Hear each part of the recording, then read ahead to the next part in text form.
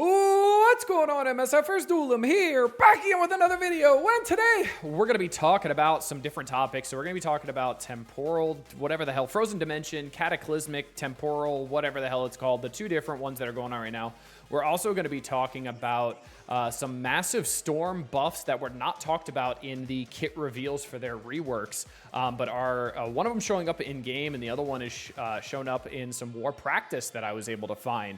So it's pretty awesome. But first up, we're going to be talking about frozen dimension and my gripes with it. Generally, frozen dimension sucks.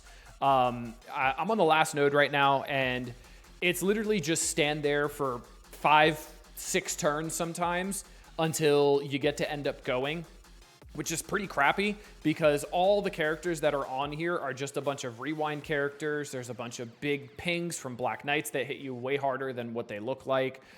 Super Scroll to rewind. That's right, war buffs are on too, which they didn't tell us that if I'm not mistaken, so that's pretty crappy.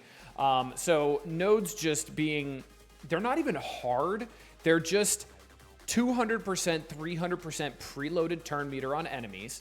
And then they have a bunch of enemies. Like I think one of the nodes over here had a bunch of Green Goblin Classics. They have a bunch of enemies that rewind you into oblivion, so you never get to take a turn. They have Kangs to rewind you, Green Goblin Classics to rewind you, Sasquatch with war buffs to rewind you with his special.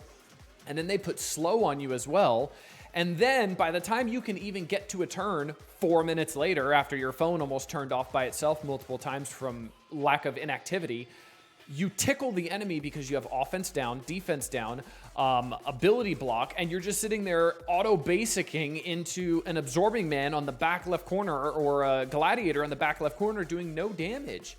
So I don't understand how this is considered gameplay or this is considered anything fun or exciting other than just, hey, use the new team. If you don't use the new team, you're going to stand there for multiple minutes while you're not taking a turn.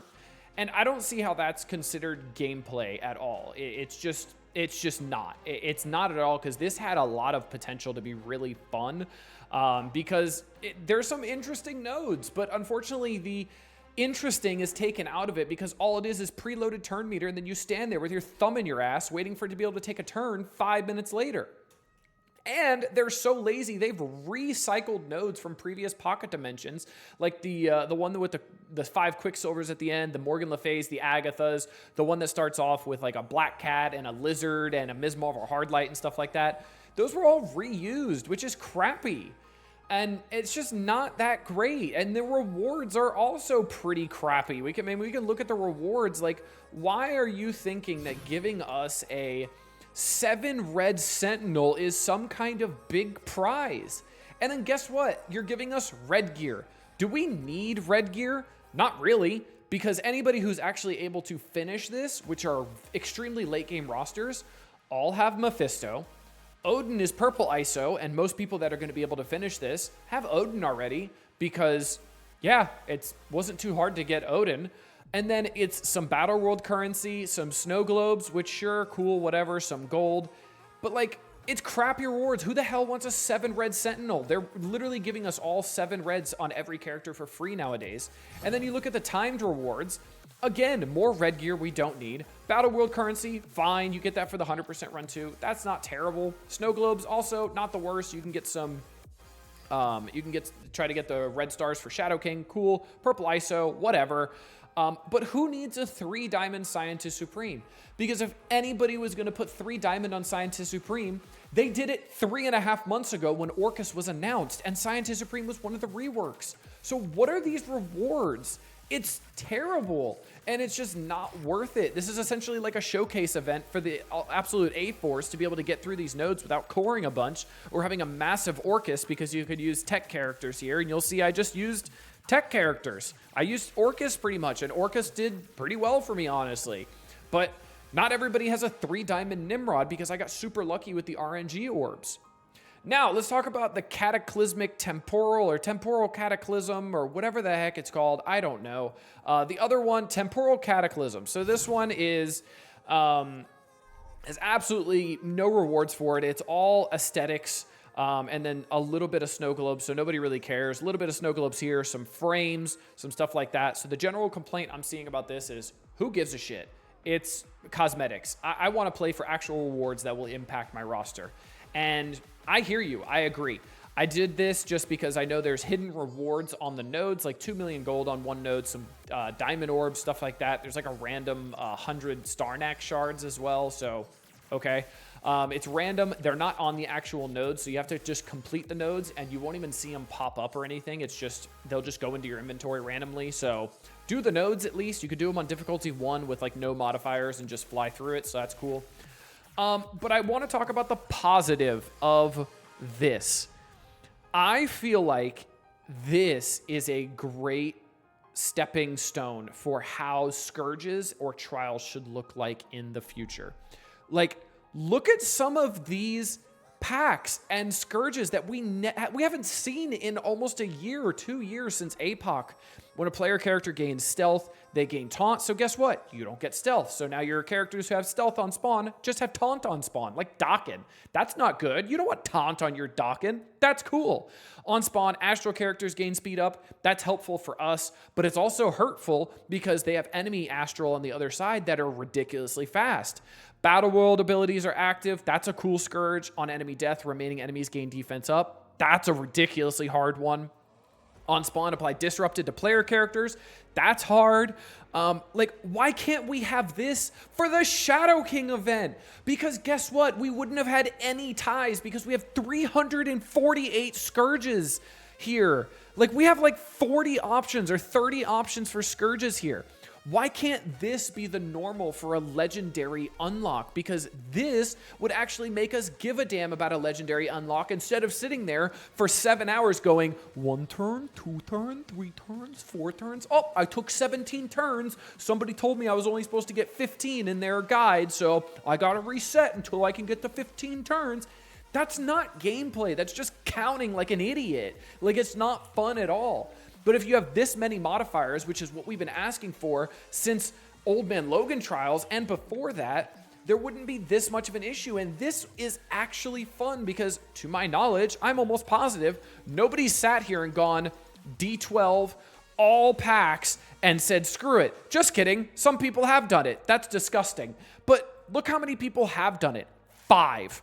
6 people have done it because the projected run score is 8.4 million, so they're going to be just above 8.4 million, right? So with the efficiency bonuses, these are probably the only 4 people, I'd say only 4 people who have done it with all Scourges. But instead with the Shadow King Trials, guess what? Me, a dipshit who doesn't spend on the game pretty much at all, I was rank 86. I shouldn't be near these humans who have 160 million TCP and they've got massive rosters and they actually enjoy playing the game and they're near the top. That's awesome for them. Let them show how good they are at the game, but also how big their roster is. And then it would make it more fun. Look how many ties there are. There's no ties here. Look at all this. And the only reason there's any ties near where I'm at, which is 458, which is interesting, is because I did difficulty 1 with all the Scourges, and that's what a lot of people did. That's the only reason there's any ties around here, because everybody did the same run just to get the milestones, get all the way to the end, have some gameplay, whatever it is. But like, if we had this many Scourges, we wouldn't have the problem we had with the Shadow King Trials, and then you wouldn't have to give 6,000 people a 7-star Shadow King and piss off your big spenders who did a bunch of work to get to that top 100, that top 50, or players like me who just did a lot of work to get to that top 100, that top 50, and essentially didn't get any credit for it other than some extra red star, astral force, whatever the hell it's called, which, yeah, cool, that's great, but still, like, compared to the rewards we usually get of making sure we're getting 7-star, no, the top 6,000 got that. So this is a great stepping stone for how events should go forward. I want them to be this hard, and I want them to have this many packs, because I don't want you to tell me based on a Stargate where I'm going to finish on a leaderboard. I want to find where I'm going to finish on a leaderboard based on how good I am on the game, but also how big my roster is. And if somebody has 7 stars, 3 diamonds, whatever it is, and I've only got 5 or 6 stars, I shouldn't be able to even come close to them if you can balance your game correctly. So that's it for that. I hope the legendary events moving forward are this style with a absolutely nuts amount of modifiers like this. So it's actually fun, exciting, all this kind of stuff. This would be great. I love these. This makes it so much harder. It makes you want to think. It makes you not just want to hit your ult every time because then you're giving them energy if you ult. All that kind of good stuff. But last up, we're going to be talking about Storm. And Storm has two interesting details that was not talked about in the blog. So in the blog here, we have Storm, right? And you see Storm has base stats, increased health, damage, armor, focus. Nothing here is about her base speed, right?